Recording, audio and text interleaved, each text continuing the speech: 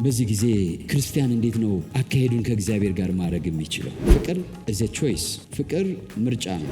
ብዙ ክርስቲያኖች በነፍሳቸው ዝለው የምናያቸው የተስፋው ግልጽነት መታጣት ነው። ተስፋ መቁረጥ ትልቁ መሳሪያው ነው የዲያብሎስ። ተስፋ ደግሞ ለኛ ማንስማማው እኮ መጀመሪያ ስንዋደድ እንደነበረን አይነት ስሜት የለም ነው። ያ ስሜት አይደለም እስከ መጨረሻው መኖር ያለበት።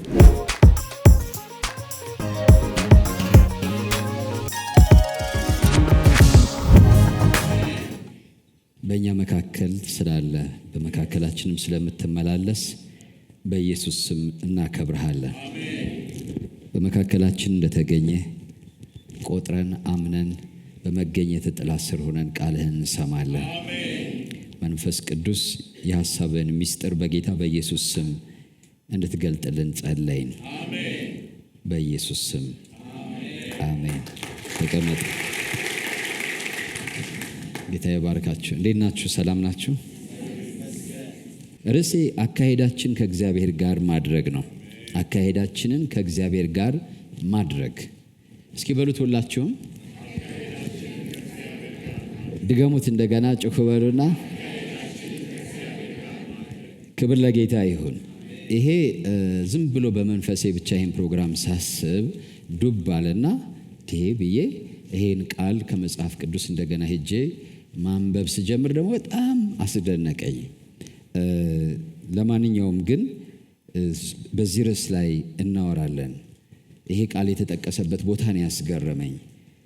ዕብራውያን ምዕራፍ 11 ቁጥር 2 ላይ ለሽማግሌዎች የተመሰከረላቸው በዚህ ነውና ይላል።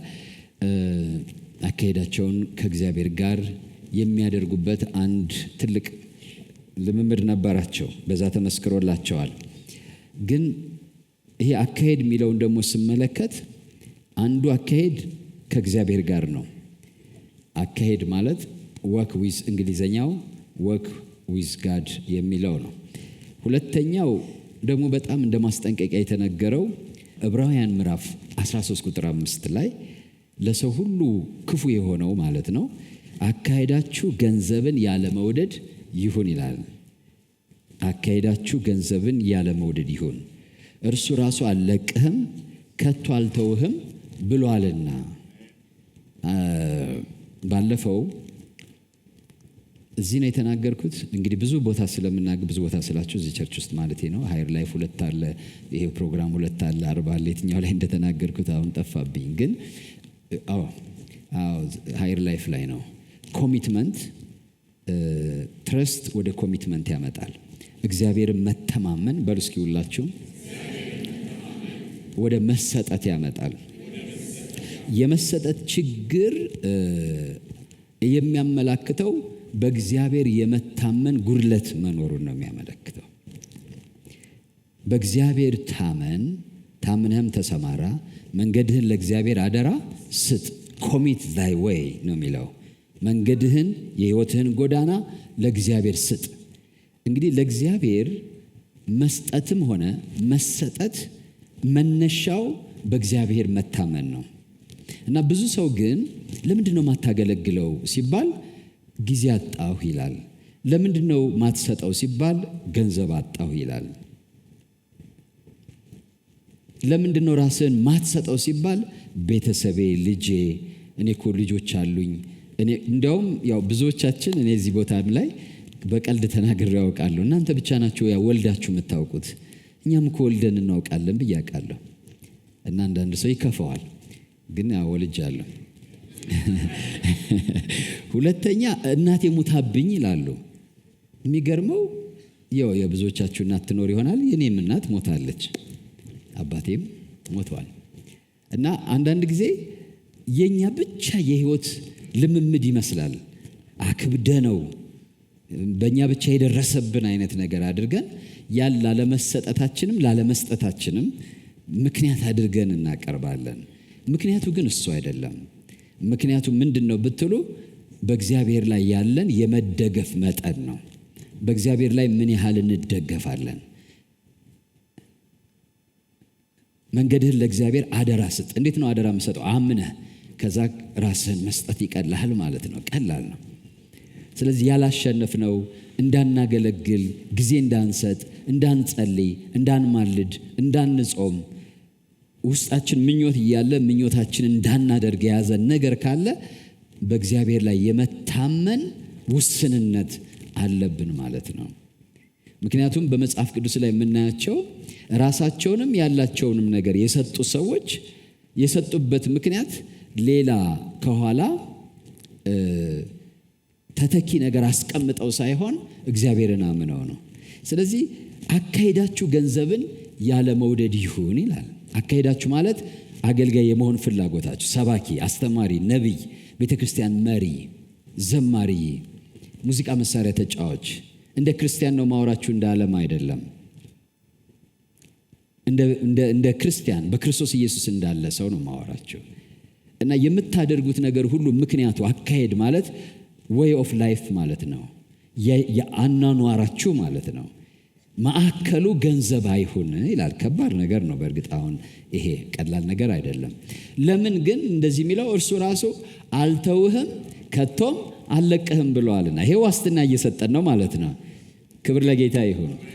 በእግዚአብሔር ምን እንድንል እንድንታመን እንድንደገፈው ጌታ ስሙ ይባረክ። አልተውህም ማለት በችግር ላይ አትወድቅም፣ አደጋ ላይ አትወድቅም፣ ከንቱ ሆነህ አትቀርም። ራስን ለእኔ ብትሰጥ ያለህንም ብትሰጥ፣ ይሄ ያለህም ስላችሁ የአሁኑን ዘመን እችን ቃል እየተጠቀምን ምን ዘርፈውን አይደለም እላችሁ፣ ለእግዚአብሔር ነው ያልኳችሁ። ጌታ አንድ ልጅህን ሰዋልኝ አለው፣ እሱን ነው ያልኳችሁ እንጂ እኔ መጥቼ እዚህ ላይ ሰውልኝ ብላችሁ እሱን ማለት አይደለም። ለሱ ዋስትና ጌታ አልሰጠም።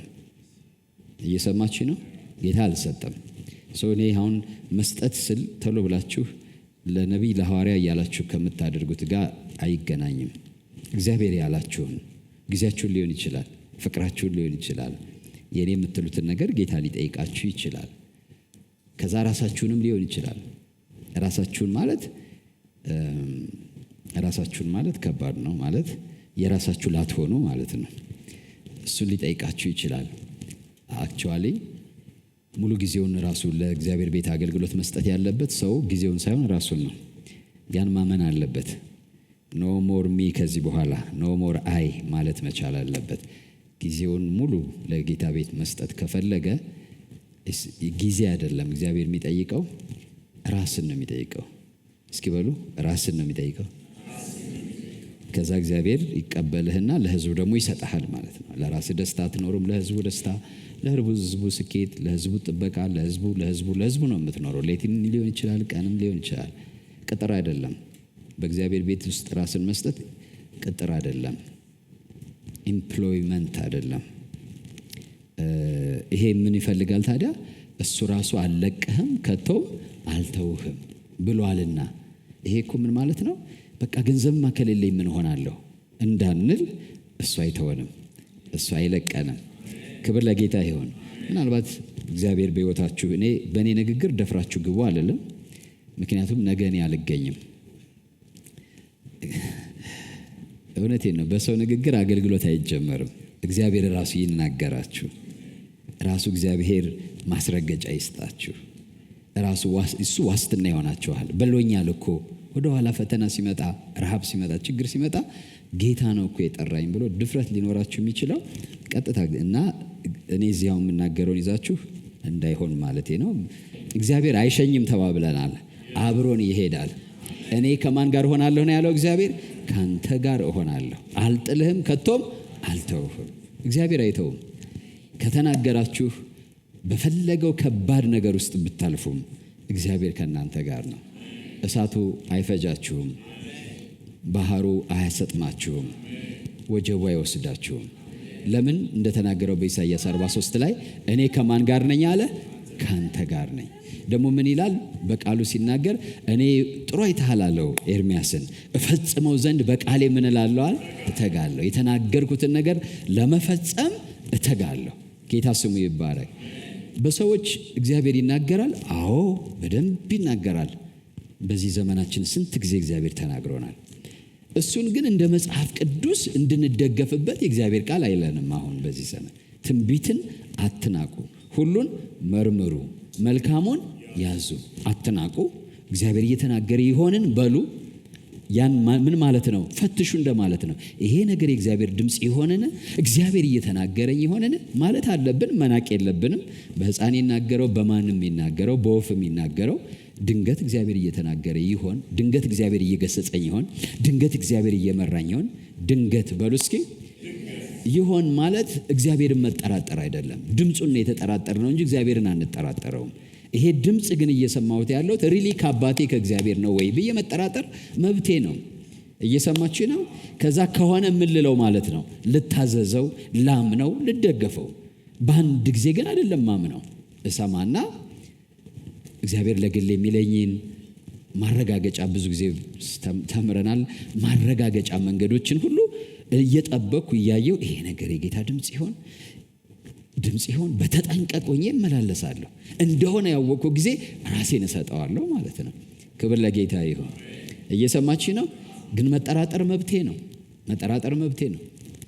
እና ሕይወታችሁን፣ ቤታችሁን፣ ኑራችሁን እንዳታበላሹ። ትንቢት ሰማን ብላችሁ ትዳርን የሚያክል ነገር እርምጃ አትውሰዱ። ሌላንም ነገር መስዋዕት የሚያስከፍል ነገር እርምጃ አትውሰዱ። ትንቢት ስትሰሙ አትናቁት፣ ግን ደግሞ መርምሩት።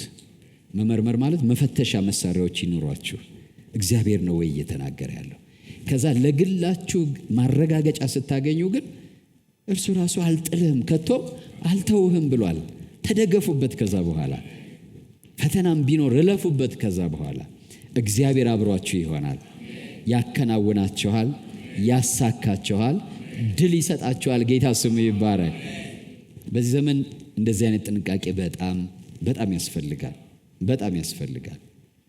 በጣም ያስፈልጋል። ኤኒዌይ ግን የእግዚአብሔር ቃል እንግዲህ ሰው ያው ለሁለት ጌቶች መገዛት አትችሉም ይላል። ሰው አካሄዱን ከገንዘብ ጋር ሊያደርግ ይችላል። ሰው አካሄዱን ከእግዚአብሔር ጋር ሊያደርግ ይችላል። ማለት ያናኗር ዘይቤው አጠቃላይ ማዕከላዊው ነገር የህይወቱ ዓላማና ግብ ገንዘብ ማፍራት ሊሆን ይችላል፣ ወይም እግዚአብሔርን ማክበር ሊሆን ይችላል፣ ከእግዚአብሔር ጋር መኖር ሊሆን ይችላል። አካሄዳችን ከእግዚአብሔር ጋር ማድረግ ነው ርዕሴ። ከአንድ ሰው ጋር ነው አንድ ሰው ያለው ወይም እየሄደ ነው ስንል በሰውኛ ቋንቋ ያ ሰው በሆነ ቦታና በሆነ ሰዓት ላይ አብሮ አለ እንደማለት ነው አይደለም? ለምሳሌ የሆነ ሰው ጠርተን የት ነው ያለው ከማን ጋር ነው ያለው ብንል ሐረር ከእህት እንትና ጋር ነው ያለው ብንል ሐረር አለ። አሁን አለ የተባለበት ጊዜ አለ። ሁል ጊዜ ግን ይኖራል ማለት አይደለም። ስለዚህ አንድ ቀን ሐረርንም ሊለቅ ይችላል፣ ከዛ ሰው ጋርም አብሮ ላይሆን ይችላል። ከእግዚአብሔር ጋር አካሄድን ማድረግ ወይም ዋክ ዊዝ ጋድ የሚባለው ነገር ግን ዘላለማዊ ጉዳይ ነው። እግዚአብሔር ጋር በቦታ አይደለም አብረን የምንራመደው፣ በጊዜም አይደለም አብረን የምንራመደው፣ ኢተርናል ነው። ከእግዚአብሔር ጋር መራመድ፣ አካሄድን ከእግዚአብሔር ጋር ማድረግ ዘላለማዊ ነገር ነው። የአንድ ዕለትና የአንድ ቦታ ጉዳይ አይደለም። ምክንያቱም እግዚአብሔር በቦታ የማይወሰን፣ እግዚአብሔር በጊዜ የማይወሰን አምላክ ነው። ስለዚህ ስለ አንድ ሰው የእግዚአብሔር ቃል ስለ ሄኖክ ሲናገር ሄኖክ አካሄዱን ከእግዚአብሔር ጋር አደረገ፣ እግዚአብሔር ወስዶታልና አልተገኘም ይላል። ስለዚህ ሄኖክ ስንት ዓመት ነው አካሄዱን ከእግዚአብሔር ጋር ያደረገው? ስንት ጊዜ ነው አካሄዱን ከእግዚአብሔር ጋር ያደረገው? በቀን ስንት ጊዜ ነው? የት ስፍራ ላይ ነው አካሄዱን ከእግዚአብሔር ጋር የሚያደርገው? እሁድ እሁድ ነው ወይ? ቤተ ክርስቲያን ሲሄድ ነው ወይ? የቤተ ክርስቲያን መቅደስ ውስጥ ነው ወይ? ሄኖክ አካሄዱን ከእግዚአብሔር ጋር ያደረገው ብለን ብንጠይቅ እግዚአብሔር የሚባለው በአንድ ቦታ የተገደበ በአንድ ጊዜ የተወሰነ አምላክ አይደለም። ስለዚህ ይሄ ሰውዬ አካሄዱን ከእግዚአብሔር ጋር አደረገ ስንል ሕይወቱን ለእግዚአብሔር ምን ብዬ ልናገረው? ይሄን ቃል ሸጠ ልበላችሁ? ላይመለስ ማለት ነው። ምክንያቱም እግዚአብሔር የዘላለም አምላክ ነው። ክብር ለጌታ ይሁን። እየሰማችሁ ነው? እግዚአብሔር እንደዚህ አይነት ጥሪ ነው በሕይወታችን ውስጥ ያለው። ሰው አካሄዱን ወይም ኑሮውን ከእግዚአብሔር ጋር አደረገ ስንል የትና መቼ የሚሉ ጥያቄዎች የሚሰሩ አይሆኑም። የትና መቼ የሚለው የሚሰራው ሰውየው ከእግዚአብሔር ጋር የነበረውን ጉዞ የሚያቋርጥ የሚንሸራተት የካደ ከሆነ ብቻ ነው። ስለዚህ ሰው ከእግዚአብሔር ጋር ነው ስንል የትና ወዴት የሚባል ነገር አይደለም፣ ኢተርኒቲ ውስጥ የሚመጣ ነገር ነው። ይሄ ቃል የተነሳውበት ዕብራውያን ምዕራፍ 11 ቁጥር 5 እና 6 ነው። ሄኖክ ሞትን እንዳያይ በእምነት ተወሰደ። ምክንያቱም አካሄዱን ከማን ጋር ስላደረገ ነው? በእግዚአብሔር ዘንድ ምን ስለሌለ? ሞት የሚባል የለም። እግዚአብሔር ዘላለማዊ ነው። እግዚአብሔር ስለወሰደው አልተገኘም ይላል። ሳይወሰድ እግዚአብሔርን ደስ እንዳሰኘ ተመስክሮለታልና ሳይወሰድ እግዚአብሔርን ደስ እንዳሰኘ ተመስክሮለታልና ያለ እምነትም ደስ ማሰኘት አይቻልም። ወደ እግዚአብሔር የሚደርስ እግዚአብሔር እንዳለ ለሚፈልጉት ዋጋን እንዲሰጥ ያምን ዘንድ ያስፈልገዋል ይላል። ሄኖክ ዕድሜው 60 ዓመት በሆነ ጊዜ እጃችሁ ላይ ያለው መጽሐፍ 165 ዓመት በሆነው ጊዜ ስለሚል ነው ያወራችሁ። እንደዛ ነው አይደለም የሚለው አይደለ? በኋላ ደግሞ 300 የሚለውን 200 ብሎ ያካክሰዋል። ሄኖክ አካሄዱን ከእግዚአብሔር ጋር ያደረገው ለ300 ዓመት የምድር ዘመን ነው። የገረመኝ ይሄ ነው በጣም። እኛ በ20 ዓመት ክርስትና ዝለን በ10 ዓመት አገልግሎት ደክሞን ጥሮታ የምንወጣ ሰዎች ነን። ሄኖክ ግን የሚገርማችሁ በ60 ዓመቱ ከዛም በፊት ይከተለው ይሆናል፣ ግን ጭክን ያለ አካሄዱን ሙሉ በሙሉ ከማን ጋር አደረገ? ከእግዚአብሔር ጋር። ለስንት ዓመት ብትሉ ለ300 ዓመት እስከሚወስደው ማለት ነው። እግዚአብሔር የወሰደው አካሄዱን ከእግዚአብሔር ጋር ካደረገ ከ300 ዓመት በኋላ ነው። ደግሞ ያ 300 ዓመት ማለት በምድር ላይ ክፋት እጅግ የሰለጠነበት ነፍሊም የሚባሉ ሰዎች የነበሩበት ዘመን ነው። ማለት ግብረ ሰዶማዊነት በሉት ማንኛውም ኃጢአት ከአሁኑ ዘመን የከፋ ማለት ነው። የእግዚአብሔርን ፍርድ በኋላ በኖህ የእሱ ቅርብ ጊዜ ነው ያመጣው። የጀመረው በእነሱ ዘመን ነው። ልጁ ማቱሰላ ነው አይደለም? ማቱሰላ ነው ደግሞ ኖህን የወለደው አይደለ? እዛው ናቸው እና እጅግ ክፉ ዘመን ነው ማለት ሲን ወዘ ትሬንድ። ኃጢአት ያኗኗር ዘይቤ ነበረ እና ይሄ ሰውዬ ከነጎደው ጋር መንጎድን ትቶ ከሚሄደው ጋር መሄድን ትቶ ከሚለው ጋር ማለትን ትቶ ከሚዘፍነው ጋር መዝፈንን ትቶ ከሚጮኸው ጋር መጮህን ትቶ ዘመኑ ሁሉ የተቀበለውን ነገር ትቶ ዘመኑ ያልተቀበለውን አንድ እግዚአብሔር፣ ለዛውም የማይታይ እግዚአብሔር አካሄዱን ከማን ጋር አደረገ? ከእግዚአብሔር ጋር አደረገ። ትሬንዲ ያልሆነ ሰው ነው ይሄ። ይህን መልእክት ያመጣሁት በፈተና ላይ ስላለን ነው። አሁን የዚህ ዘመን ትውልድ ሰዎች ለዛውም በጣም ፈጣን በሆነ ትሬንድ ውስጥ ነው ያለ ነው። አነጋገር፣ አበላል፣ አለባበስ፣ አስተያየት ሁሉ በቀናት ውስጥ የሚለወጥበት እንድንለወጥ የሚያስገድደን ካልተለወጥን ኋላ ቀር የሚያደርገን ሰው ሁሉ ረጋግጦን ጨፈላልቆን የሚሄድ የሚያስመስልበት ዘመን ላይ ነው ያለ ነው። ሁሉ እየሮጠ ነው። አንተ እንዴት ብለህ ቀስ ትላለህ? አብረህ ሩጥ ይልሃል። ምክንያቱም ከቆምክ ይጨፈልቅሃል። አብረህ ካልሮጥክ፣ አብረህ ካላልክ የሚል ግፊት ባለበት ሁኔታ ውስጥ ያለን ትውልዶች ነን። ንፋሱ ኃይለኛ ነው በጣም። በዚህ ጊዜ ክርስቲያን እንዴት ነው አካሄዱን ከእግዚአብሔር ጋር ማድረግ የሚችለው? ማለት የአንድ ቀን የእሁድ ቀን ሳይሆን አካሄድ ማለት አኗኗር ማለት ነው። አጠቃላይ ጉዞ ማለት ነው። እንዴት ነው ከእግዚአብሔር ጋር ማድረግ የምንችለው? መልእክት ይሄ ነው። እንዴት ነው የምናደርገው? ይሄ ሰውዬ ጌታ እስኪወስደው ድረስ ታግሶ 300 ዓመት ኖህም በኋላ እንደዚሁ የጥፋት ውሃ እስኪመጣ ድረስ ጻድቅ ኖህ አይደለም የሚለው አይደለም? ጽድቅን ሰበከ ታግሶ ነፍሱን አስጨንቆ። እንደዚህ አይነት ህይወት ነው የኖሩት። አካሄዱን ከእግዚአብሔር ጋር አደረገ። ከዛ እግዚአብሔር ወሰደው፣ አስመለጠው፣ ነጠቀው። ጌታ ስሙ ይባረክ። የመጀመሪያው ተነጣቂ እሱ ነው። ሃሌሉያ። ዛሬም እግዚአብሔር የሚነጥቀው ትውልድ ይመጣል። እንደዛ ከሆነ 65 ዓመት በሆነ ጊዜ ማቱሰላን ወለደ። 22 ቁጥር ላይ ሄኖክ ማቱሰላን ከወለደ በኋላ አካሄዱን ከእግዚአብሔር ጋር በማድረግ 300 ዓመት ኖረ ይላል። አካሄዱን ከእግዚአብሔር ጋር በማድረግ 300 ዓመት ኖረ። ሄኖክ ይላል ቁጥር 23 ላይ በአጠቃላይ 365 ዓመት ኖረ። ሄኖክ አካሄዱን ከእግዚአብሔር ጋር አደረገ፣ እግዚአብሔር ስለወሰደው አልተገኘም። ክብር ለስሙ ይሁን።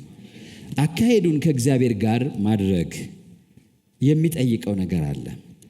አንደኛው ነገር በእምነት የማይታየውን ማየት ይጠይቃል። ይሄ ሰውዬ በየዕለት ኑሮው የሚያየው ነገር አለ፣ ነፍሱን የሚያስጨንቅ የከበበው ነገር አለ። እንዳልኩት የቴሌቪዥን የለም እንጂ አሁን ብላችሁ አስቡት፣ ትሬንዲ የሆነ ቶሎ የሚለወጥ እና ወዲያው ባህል፣ ንግግር፣ አካሄድ፣ ሐሳብ የሚሆን የሰው መዋያ ማደሪያ የሚሆን ነገር አለ። ሁሉ ነገር ኃጢአት ነው። በዛ ውስጥ እንግዲህ ሲወጣ የሚያየው፣ ሲከፍት የሚያየው፣ ሲዘጋ የሚያየው ነገር ሁሉ ክፉ በሆነበት ጊዜ ይሄ ሰው አካሄዱን ከእግዚአብሔር ጋር ለማድረግ የማይታየውን ማየት ይኖርበታል። እስኪ በሉ ሁላችሁም የማይታየውን ማየት በሉ። እስኪ ድገሙት እስኪ አሁንም። ጳውሎስ ምን ይላል? የሚታየውን ሳይሆን የማይታየውን ብናይ የጊዜው መከራችን ብሎ ይናገራል። አያችሁ፣ አሁን በዚህ ዘመን ያለን ክርስቲያኖች የማይታየውን የማየት አቅማችንን ማሳደግ አለብን። የምናየው አሰናካይ ስለሆነ፣ የምናየው አጥፊ ስለሆነ፣ የምንሰማው አስቸጋሪ ስለሆነ አንድ መፍትሄ ያስፈልጋል። የማናየውን ወደ ማየት መምጣት ይኖርብናል። ስለዚህ በእምነት የማይታየውን አየን። ዕብራውያን ምዕራፍ 11 በአጠቃላይ የሚያወራው ስለ እምነት ጀግኖች ነው። አባቶች የተመሰከረላቸው በዚህ ነው ይላል። ይሄ በዚህ የሚለው እምነታቸው ነው።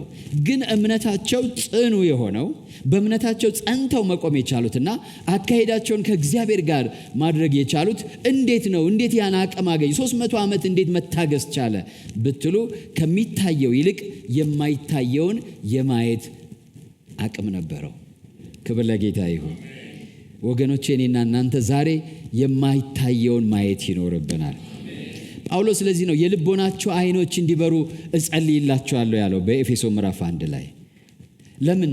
የልቦናቸው አይኖች ከበሩ የመጥራቱ ተስፋ ምን እንደሆነ ማስተዋል ትችላላችሁ። ለየትኛው ተስፋ እንደተጠራችሁ። ጥሪያችን ተስፋ ነው። ፊታችን ያለ ወደፊት የምንጨብጠው ነገር ነው። የመጥራቱን ተስፋ እንድታስተውሉ፣ በቅዱሳኑ ዘንድ ያለውን የርስት ባለጠግነት እንድታውቁ እግዚአብሔር የጥበብና የመገለጥ መንፈስ እንዲሰጣችሁ እጸልያለሁ አለ። የጳውሎስም ጸሎት ይሄ ነበረ። ማለት ካለው ከዘመኑ አካሄድ ጋር አብረው እንዳይዘምኑ ዘላለማዊ እንዲሆኑ ማለት ነው። በጊዜና በቦታ የመጣ ካለው ነገር ጋር አብረው እንዳይነጉዱ፣ አብረው እንዳይነፍሱ የጳውሎስ ጸሎት ምንድን ነው ብትሉ የልቦናቸው አይን እንዲበራና እግዚአብሔር ለምን ተስፋ እንደጠራቸው እንዲያውቁ ነው። እንደገና እግዚአብሔር የያዘላቸውን ወይም በእነሱ መካከል ያለውን የርስት ክብር ባለጠግነት እንዲረዱ እግዚአብሔር ከጊዜው የተሻገረ መረዳት፣ ከጊዜው ያለፈ መረዳት እንዲሰጣቸው ነበረ ጸሎቱ። ይሄ ሰውዬ አካሄዱን ከእግዚአብሔር ጋር ያደረገው ደስ ዝም ብሎት አይደለም፣ ወይም ደስ ስለሚልም አይደለም። ግን የበራለት ነገር አለ።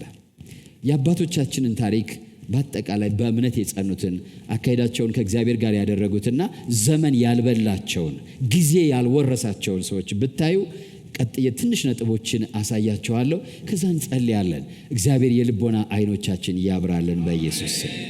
እነዚህ አባቶቻችን የማይታየውን ያዩ ናቸው። በማይታየው ላይ ተስፋ ያደረጉ ናቸው። ክብር ለስሙ ይሁን። ስለዚህ ከዘመኑ አካሄድ የተለየ አካሄድ መሄድ የተለየ ነገርን አሻግሮ ማየት ይሻል። እምነት ለዚህ ጉዳይ ቁልፍ ነው። ለምን? እዛ ላይ አውዱን ብታነቡት እምነት ተስፋ ስለምናደርገው ነገር የሚያስረግጥ የማናየውን ነገር የሚያስረዳ ነው። እኛ ያው ብዙ ጊዜ ስለ እምነት ስናብራራ ዲፋይን ስናደርግ ነው ምንለው። ግን ከአውድ አንጻር ግን ስታዩ እያለ ያለው ይሄ እምነት ማለት ተስፋ የምናደርገው የሚለው ምንድነው? ወደፊት እንወርሰዋለን፣ የኛ ይሆናል ብለን ተስፋ እያደረግነው ያለው ነገር እንዳለ ምን የሚያደርግ ነው? እርግጠኛ የሚያደርግና በአሁኑ ሁኔታ ሳይሆን ተስፋ ባደረግነው እንድንጸና የሚያደርግ ነው ይላል። ምንድነው እሱ? እምነት ማለት ነው። ጌታ ስሙ ይባረክ። ከዛ በኋላ አባቶቻችን ለነበራቸው አስገራሚ የእምነት አቋም ምክንያቱ ይሄ እምነት ሆኖ ታገኛላችሁ። ይሄ እምነት ሆኖ ታገኙታላችሁ። እምነት ከተስፋ ጋር የተያያዘ ነው። እነዚህ ሰዎች ተስፋ ነበራቸው። ተስፋውን ደግሞ በእምነት እርግጠኛ ሆነውበታል። እስኪ ተስፋ ነበራቸው በሉ እስኪ። ተስፋ የሚታይ አይደለም ይላል መጽሐፍ ቅዱስ። ከታየማ ምን አይደለም ይላል? ተስፋ አይደለም። ስለዚህ ደግሞ መጽሐፍ ምን ይላል? በተስፋ እናምናለን ይላል ሮሜ ምዕራፍ 8 ላይ። እስኪ በሉ እናንተም። ስለዚህ እነዚህ ሰዎች ተስፋ የአሁን ጊዜ አይደለም፣ የአሁን ነባራዊ ሁኔታ ጉዳይ አይደለም።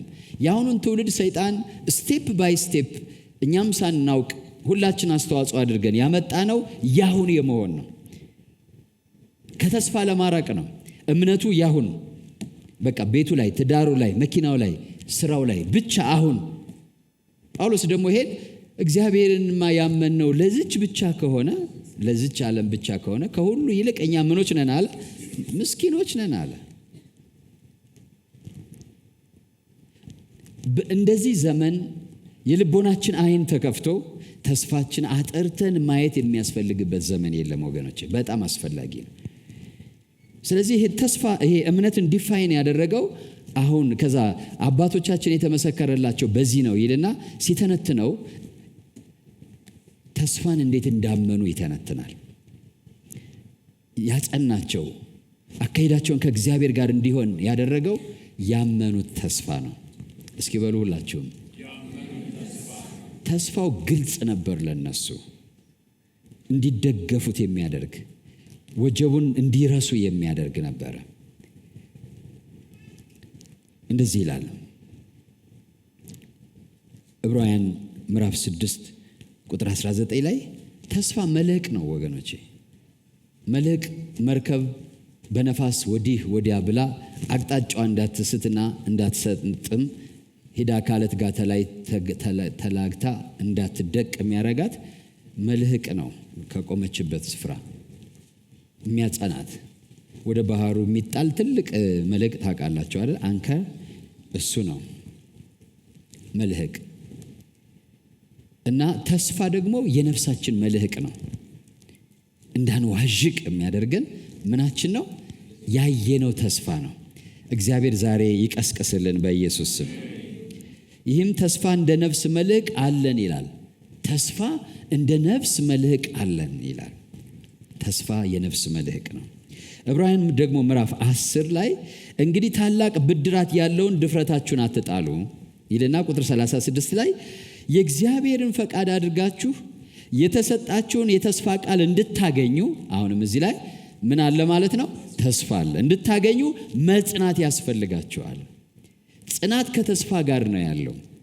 ተስፋ ያልገባው ትውልድ ጽናት የሚባል ነገር አይኖረውም። ተፈትኖ መቆም፣ ማለፍ፣ ሬዚስተንስ፣ ሬዚሊየንስ አይኖረውም።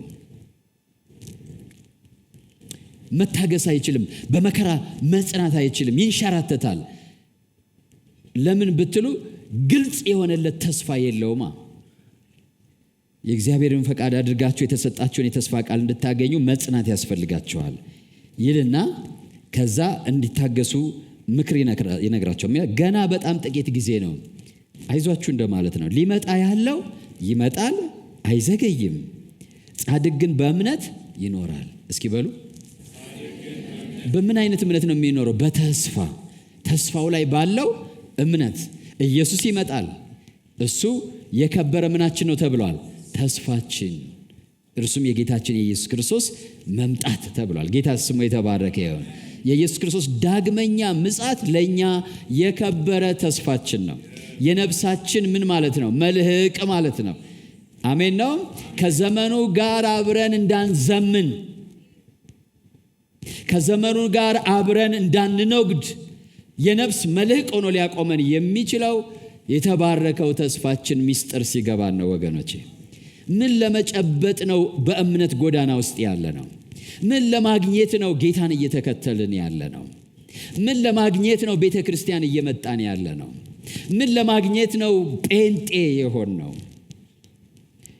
ፊታችን ያስቀመጥነው ዋጋችን፣ የእምነታችን ዋጋ፣ የጉዟችን ፍጻሜ ምንድን ነው? እሱ በጣም ቁልፍ ነገር ነው። እርሱ ግልጽ መሆን አለበት። መጽሐፍ ቅዱስ በድንግዝግዝ አልተወንም። እነዚህ አባቶቻችን ዕብራውያን ምዕራፍ 11 ላይ አስገራሚ ሕይወት የኖሩት ለምንድን ነው የሚለውን መልስ ይሰጠናል። መልሱ ምንድን ነው? ከፊታቸው ያዩት ተስፋ ነበረ። የበራላቸው እውነት ነበረ። እንደ አካባቢያቸውና እንደ ጊዜያቸው እንዳይሆኑ ያደረጋቸው፣ ዘመኑን እንዳይመስሉ ያደረጋቸው፣ በዘመኑ ጅሎች፣ እብዶች እንዲባሉ ግን ዛሬ ላለነው ደግሞ እንድንቀናባቸው፣ ደግሞም ኑሯቸውና ሕይወታቸው ዘላለማዊ እንዲሆን ያደረገው ሰው ያላየውን ማየታቸው ነው። ሰው ያልተረዳውን መረዳታቸው ነው እንጂ በከንቱ ጊዜያዊ ተስፋ ቢሆን ኖሮ ሲታመሙ ያን ጊዜ ወደ ኋላ ይላሉ። መጋዝ ሊሰነጠቁ ሲመጣባቸው ያን ጊዜ ተስፋ ይቆርጣሉ። ቤት ንብረታቸው ተቃጥሎ ከሀገር ሲባረሩ ያን ጊዜ ይክዳሉ። ነገር ግን ይሄ ሁሉ እነ ሄኖክ ግብረ ሰደማዊነት፣ ጥንቆላ፣ ድግምት፣ ሟርት፣ እግዚአብሔር መካድ ከዚህ ዘመን ይልቅ የድሮ ዘመን ይከፋል። በነገራችን ላይ በነበረበት ዘመን የጸኑበት ምክንያት ተስፋ ነው። ተስፋውን ደግሞ እነሱ አመኑት። ክብር ለጌታ ይሁን። ዛሬ አንድ ሰው እግዚአብሔር ተስፋውን ያብራለት እኔ ጸሎቴ ነው። እኛ ግን ነፍሳቸውን ሊያድኑ ከሚያምኑት ነን እንጂ ወደ ጥፋት ከሚያፈገፍጉ አይደለንም ይላል። ተስፋ ለዕለት ተዕለት መንፈሳዊ ሕይወታችን ቁልፍ ነገር ነው። ገበሬ መጽሐፍም እንደሚነግረን ሄዶ የሚዘራው በተስፋ ነው። የዘራው ዘር ይበቅልና ፍሬ ይሰጠኛል ብሎ ነው ቁሩን ሐሩሩን የሚታገሰው። ነገ ከእርሻው የሆነ ነገር አገኛለሁ ባይል ሌሎች ሰዎች ተኝተው እያለሱ ተነስቶ ሄዶ ቁሩንና ሐሩሩን ተቋቁሞ አርሶ ዘር አይዘራም። ተስፋ ነው እንደዛ እንዲተጋ የሚያደርገው። ብዙ ክርስቲያኖች በነፍሳቸው ዝለው የምናያቸው የተስፋው ግልጽነት መታጣት ነው። አይመስልም እንጂ ብዙዎች ተስፋቸውን አያውቁትም።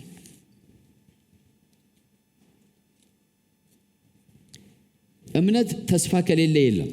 የእምነት መነሻ ተስፋ ነው። ምክንያቱም እምነት ተስፋ ስለምናደርገው ነገር የሚያስረዳ ነው። የማናየውን ነገር እንደምናየው አድርጎ የሚያስረግጥ ነው። ከጊዜው ወይም ትሬንዲ ከሆነው ወጥተን ጸንቶ የሚኖረውን ያማከለ ሕይወት ለመኖር ማለት ምርጫ ለመምረጥ፣ እርምጃ ለመውሰድ፣ አቋም ለመያዝ ከምናየው ውጭ የሆነ የማይታይ ነገር ማየት ያስፈልገናል። የራሳችን አቋም እንዲኖረን ማለት ነው።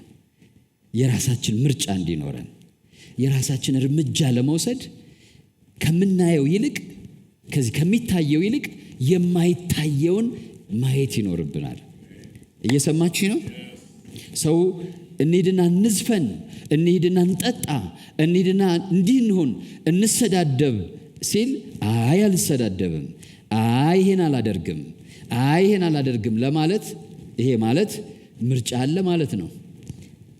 ምርጫ የግል ምርጫ፣ ሁኔታው አስገድዶን ሳይሆን የግል ምርጫ፣ እርምጃ መውሰድ፣ አቋም መያዝ። የአሁኑ ትውልድ በአብዛኛው አቋም የለውም። ጠዋት ያለውን ማታ ይደግመዋል ብላችሁ ተስፋ አታደርጉም። ትሬንዲ የሆነ ትውልድ ነው። ነፋስ እንደውም ቸርች ሁሉ ነው። ቸርቹ፣ ፖለቲካው፣ ህዝቡ በአጠቃላይ ስትመለከቱት በአሁኑ ዘመን ያለ ነው እንዳለ ጠዋት ምንለውን ከሰዓት አንደግመው። ነፋሱን አቅጣጫውን እናይና ማንም ደግሞ አይዘንም። ምክንያቱም ዘመኑ ነው። ጠዋት እንዲህ ብለህ ነበር ሚልህ የለም። መልስ ብለህ መምጣት ነው። ልብስህን ቀይረህ መምጣት ነው። ከረባትህን ቀይረህ መምጣት ነው። ዩኒፎርምህን ቀይረህ መምጣት ነው። ማንም አይልህም።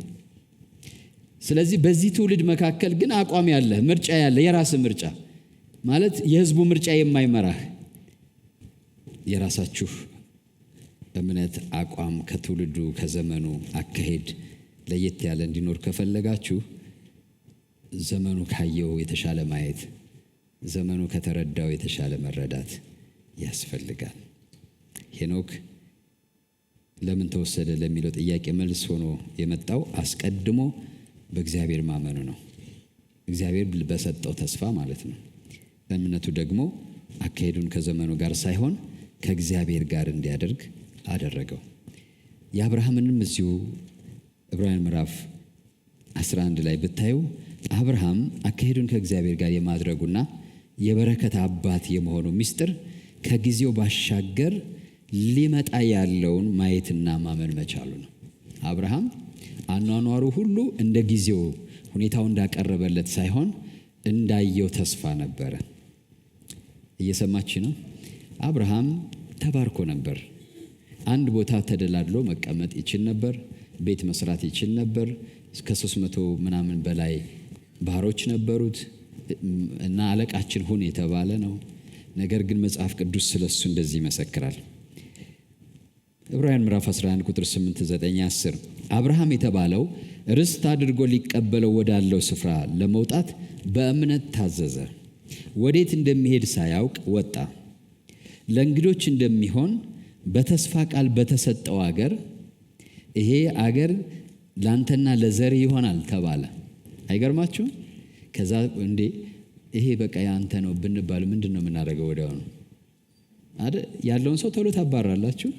ከዛም ምን መስራት ቤት ትሰራላችሁ። እንዴ እግዚአብሔር የኔ ነው። አሁን ያለችው እስራኤል አይነት ማለት ነው። እግዚአብሔር የኔ ነው ብሏል፣ ያንተ ነው ብሎኛል፣ ከዚህ አልነቃነቅም ነበር የሚባለው። በቃ እግዚአብሔር ተናገራችሁ፣ አብርሃምን ተናገረው። ይሄ አሁን ያለህበትን ምድር ላንተና ለዘርህ ምን ብያለሁ ሰጥቻለሁ አለው እግዚአብሔር። ግን እርምጃውን ተመልከቱ ምን አይነት ሰው እንደሆነ አብርሃም ማለት ነው። ለእንግዶች እንደሚሆን አለ በተስፋ ቃል በተሰጠው ሀገር በድንኳን ኖሮ ይላል። አሁን ስታዩት እኮ እንግዳ የሚለው ይሄ መጻተኛ አገሩ ያልሆነ ማለት ነው። እግዚአብሔር ግን ይሄ ምንህ ነው ያለው? አገርህ ነው ሰጥቻለሁ አለው። ግን እሱ የልቦና አይኑ በርቶለታል። ርስቱ ይሄ እንዳልሆነ ገብቶታል። አንድ ሰው በኢየሱስ ስም ይግባው። እየሰማችሁ ነው ወይ? ርስቱ ይሄ እንዳልሆነ ገብቶታል። እግዚአብሔር እዛው እየጠቆመው ያለህበትን ምድር፣ ይችን ምድር ላንተና ለዘር ሰጥቻለሁ እያለው ርስት ናት እያለው፣ ግን የእግዚአብሔር ቋንቋ ገብቶታል። እግዚአብሔር ምን እያለው እንደሆነ ገብቶታል። ስለዚህ ለእንግዶች እንደሚሆን ይላል። ለእንግዶች እንደሚሆን በተስፋ ቃል በተሰጠው ሀገር በድንኳን ኖሮ ያን የተስፋ ቃል አብረውት ከሚወርሱ ከይስሐቅ ከያዕቆብ ጋር እንደ መጻተኛ በእምነት ተቀመጠ ይላል። እነዚህ ሲኖሩ እሱ አልነበረም፣ ግን የእምነት ጉዞ ነው። እንደ መጻተኛ በእምነት ተቀመጠ። እስኪ በሉት። አገሩ ባላገር እንዳልሆነ ማለት ነው። አገሩ እንዳልሆነ አይነት ሰው ማለት ነው። ምክንያቱ ምንድን ነው? ቁጥር 10 ላይ መሰረት ያላትን የማትናወጠውን ለማለት ነው። የጸናችውን ለማለት ነው። ነዋሪዋን ለማለት ነው። ገብቶታል ማለት ነው። ይሄ ምሳሌ እንደሆነ ጊዜያዊ እንደሆነ ገብቶታል። ለምንድን ነው በድንኳን የተቀመጠው? አይ እግዚአብሔር ይሄ ነው ቢለኝም ይሄ አይደለም። እየሰማችሁ ነው? ይሄ አይደለም። መሰረት ያላትን እግዚአብሔር የሰራትንና የፈጠራትን ከተማ ይጠብቅ ነበርና አብርሃም ልዩ የሆነው በተስፋው ምክንያት ነው። መሰረት ያላትን እግዚአብሔር የሰራትን እግዚአብሔር የፈጠራትን ከተማ ምን ይል ነበረ ይላል? ይጠብቅ ነበር። አይኖቹ ተከፍተው ነበረ። እግዚአብሔር ምን እያለ እንዳለ ገብቶት ነበረ። ዛሬ አንድ ወጣት አንድ ሰው ይግባው በጌታ በኢየሱስ። ለአብርሃም ምርጫ፣ ለአብርሃም ውሳኔ፣ ለአብርሃም አቋም ምክንያቱ ሚስጥሩ ይሄ ነው። አብርሃም ለነበረው መንፈሳዊ አቋም፣ አብርሃም በየዕለቱ ለሚመርጠው ምርጫ፣ አብርሃም በየዕለቱ ለሚወስነው ውሳኔ ማዕከላዊው ነገር ወይም ሪፈረንሱ ወደ ሰሜን ልሂድ ወደ ደቡብ ስትባል ሪፈረንስ አለ አይደለም? አይደለም? አንድ ሰው አሁን ብዙ ጊዜ መንገድ እኔ እንኳን ራሴ ቁጭ ብዬ አረ ከየት ነው የምትመጣው በሉት እላለሁ። ወደ ቀኝ ታጠፍ ይሉታል። እንዴ ለምሳሌ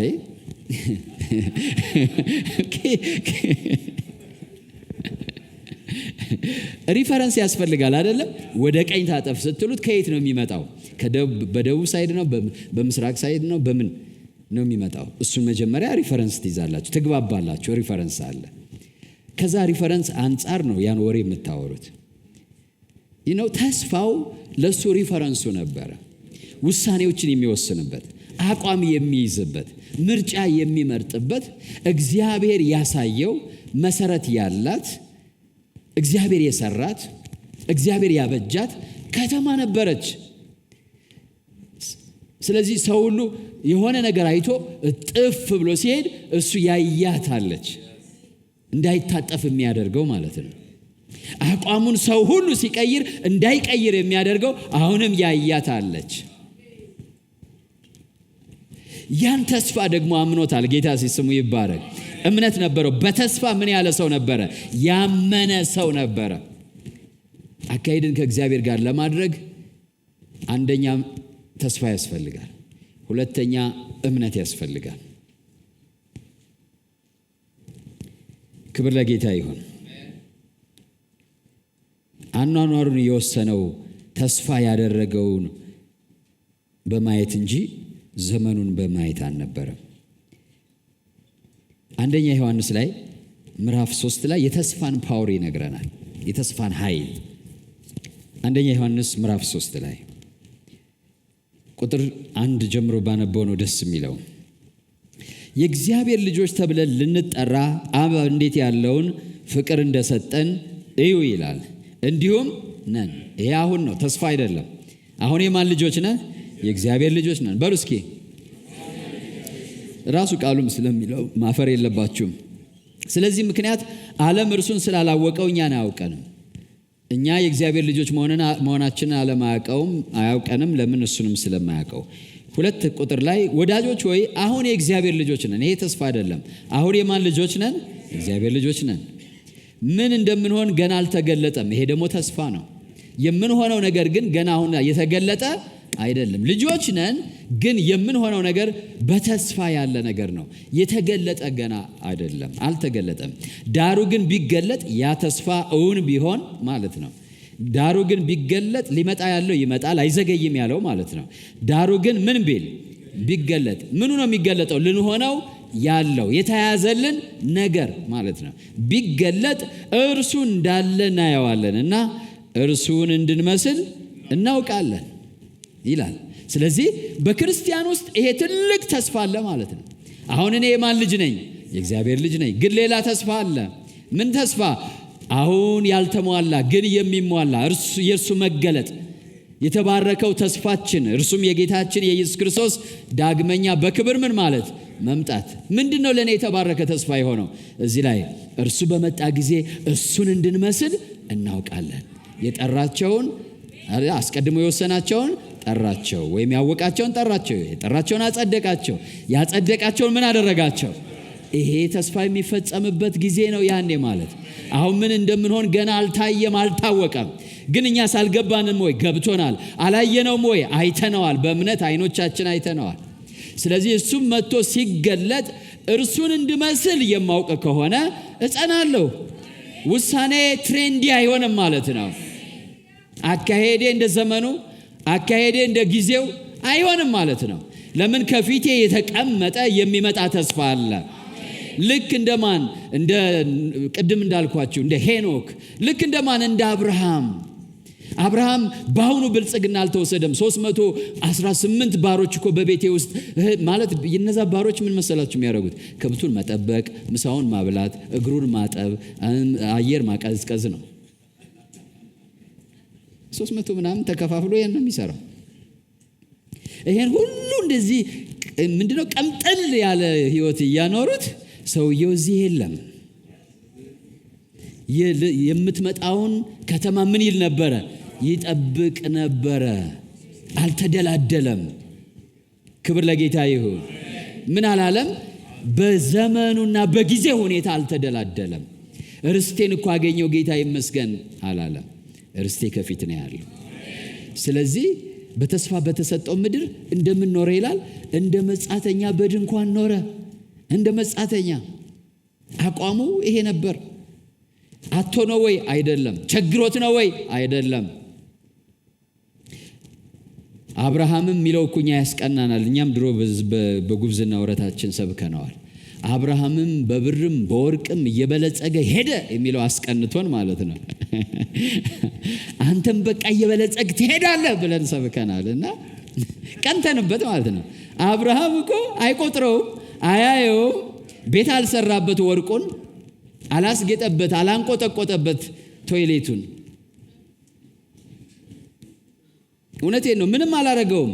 ለምን? የምትሻለውን እግዚአብሔር የመሰረታትን እግዚአብሔር ያበጃትን እግዚአብሔር ራሱ የፈጠራትን ከተማ ምን ይል ነበርና ተስፋ ያደርግ ይጠብቅ ነበረ። ጌታ ስሙ ይባረክ።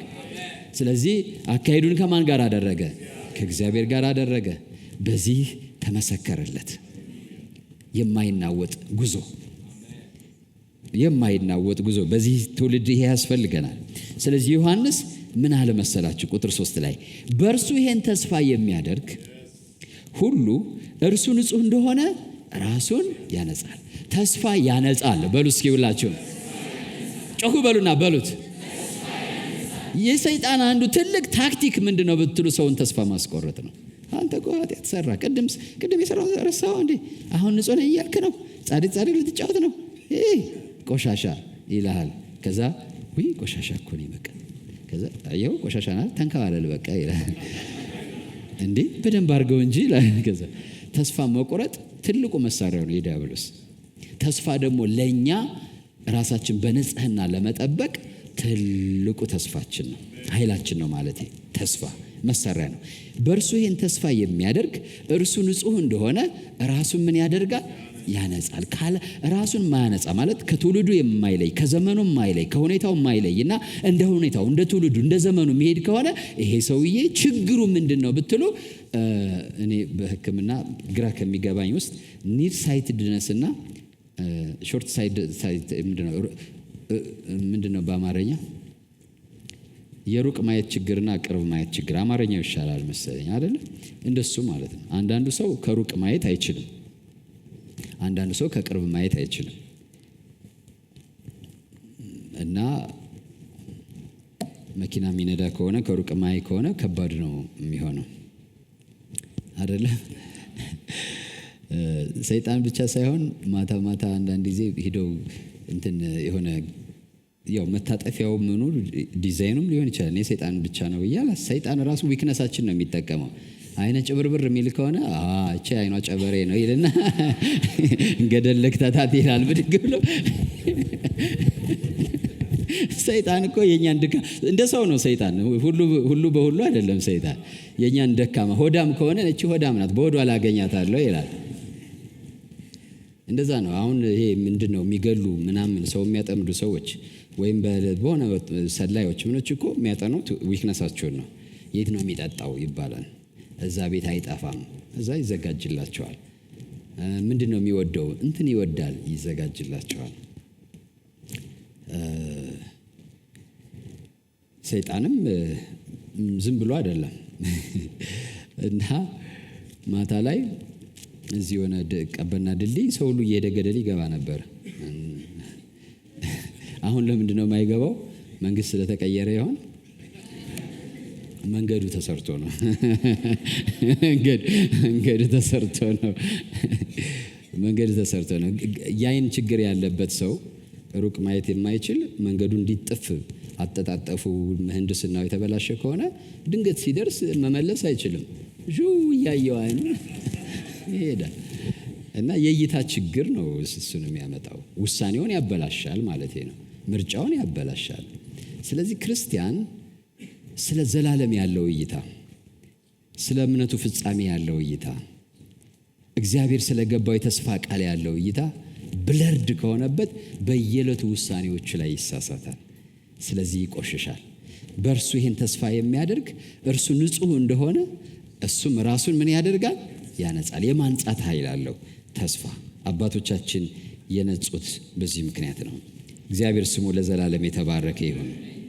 ክብር ለስሙ ይሁን። ሶስተኛው ፍቅር ነው። አንደኛው እምነት፣ ተስፋ፣ ሁለተኛው እምነት፣ ሶስተኛው ምን?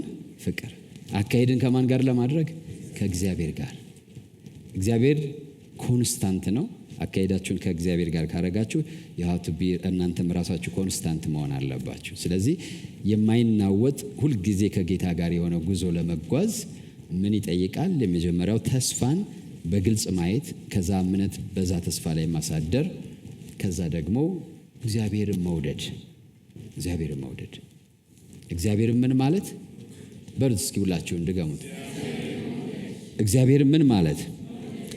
ይሄ ምን ይላል? ይሄን ብዬ እንጸልያለን። ሮሜ ምዕራፍ 5 ቁጥር 5 ላይ በተሰጠንም በመንፈስ ቅዱስ የእግዚአብሔር ፍቅር በልባችን ስለፈሰሰ ተስፋ ምን አይለንም ይላል? አያሳፍረንም። ይሄ ተስፋ አያሳፍረንም ማለት ሻይ የሚባለው ቃል ማፈር፣ ወደ ኋላ ማፈግፈግ ማለት ነው። አንድ ሰው ሲያፍር ይደበቃል አይደል? ሲያፍር ይሸሻል። ይሄ መሸሽ ማለት ነው። ተስፋው እንድንሸሻ አያደርገንም፣ እንድንጋፈጥ ያደርገናል። ወደፊት እንድንሄድ ያደርገናል። እንድንጸና ያደርገናል። ለምን ብትሉ የእግዚአብሔር ፍቅር በልባችን በመንፈስ ቅዱስ ምን ስላለ? ምን ማለት ነው? እግዚአብሔር ምን ያህል እንደወደደን ስናውቅና እግዚአብሔርን ስንወድ በእግዚአብሔር የተያዘልንን ተስፋ ማመን ናቹራል ይሆናል ማለት ነው። እየሰማችሁ ነው? በጣም ተፈጥሯዊ ይሆናል። ያጸናናል አካሄዳችን ከእግዚአብሔር ጋር። በትዳር ውስጥ ረዥም ዘመን ለመኖር ፍቅር ቁልፍ ነገር ነው። ፍቅር ስላችሁ ግን ስሜት አይደለም። ፍቅር is a choice። ፍቅር ምርጫ ነው። ፍቅር ዲሲሽን ነው፣ ምርጫ ነው፣ ውሳኔ ነው፣ ኮሚትመንት ነው። ፍቅር ስሜት አይደለም። ምርጫ ነው ማለት ሴትየዋን መርጧታል፣ የእሱ ምርጫ ነች። ስለዚህ ሰውዬ ስሜቱን አይደለም ማጥናት ያለበት፣ ምርጫውን ነው ማጽናት ያለበት። አይ ማንስማማው እኮ መጀመሪያ ስንዋደድ እንደነበረን አይነት ስሜት የለም ኖ፣ ያ ስሜት አይደለም እስከ መጨረሻው መኖር ያለበት፣ ያ ውሳኔ ነው መኖር ያለበት። ውሳኔው ደግሞ ለሷ ያለ ፍቅር ነው። ፍቅር ስሜት አይደለም። በሉ እስኪ it's a value you put on that subject። የምትወደው ሳብጀክት ላይ ያስቀመጥከው ዋጋ ነው። እየሰማችሁ ነው? እሱ ነው ፍቅር። እሱ ነው የምትወደው ኦብጀክት ላይ ዋጋ አስቀምጠሃል። ስለዚህ ሚስትህን ስትወድ ለሚስትህ የሰጠሃት ዋጋ አለ፣ ስፍራ አለ፣ ቦታ አለ። that's love እንጂ ይሄ የሚቀሰቀሰው እወድሃለሁ የምንባባለው አይደለም። እሱ ማሟሟቂያ ነው። ዋናው ነገር ለሷ ያለ ዋጋ ነው። ዋጋ her value in your heart ማለት ነው። ላቭ እሱ ነው። እየሰማችሁ ነው? እግዚአብሔር ልጁን ለኛ አሳልፎ የሰጠው ለኛ ያለው ዋጋ መጠን ነው። አንድያ ልጁን እስኪሰጥ ድረስ የሚለው ልክ ነው የሚያሳየው። የቫሊው ልክ ነው የሚያሳየው። ሊትራሊ እኮ ጌታ እግዚአብሔር አብ እኛን በዋጋ ነው የገዛን። አይደለም እኛ የሆነ ነገር ነን። ቫሊው ነው። ወዳቸዋለሁ አላለም፣ መጥቶ ሞተልን። በቃ that's love። so love በምትወደው ነገር ላይ ያስቀመጥከው ዋጋ ነው፣ ያስቀመጥከው ክብር ነው።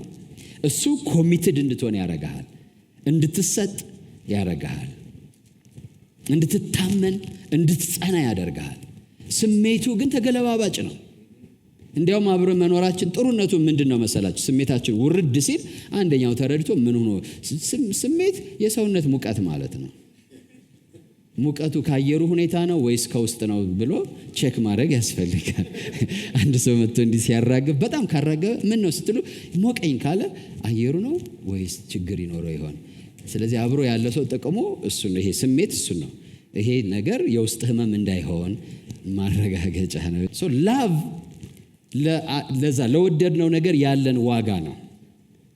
እግዚአብሔርን የመንፈስ ቅዱስ መጥቶ ምንድነው የሚያደርገው? በውስጣችን የእግዚአብሔርን ፍቅር ያፈሰዋል።